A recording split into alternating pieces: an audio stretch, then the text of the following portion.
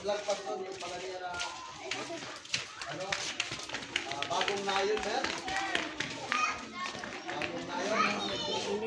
Malaking tao. Pistolero. Ayan. Kaya yan po. Makakita po ni Pistolero kung bakit natin nagtatanong kung kilala ko siya. Kasi kasama mo si ID ng panahonan. Yan po si Arif Pagkitano. Ayun, nalala ko na po. Bumukha ko kanina ba eh. Sabi ko, yung pala, nung nabanggit yung pangalan, yun po yung linalive ko noong panahon. Ang ating noong live kasi ay medyo matunog na. Luzon, Visayas at Mindanao. Yun po natin kasi para mag-ibig yung panahon, no? Na si Altamirano. Hawak po natin yan lang yan. Tumatagos ang init. May mga awayan.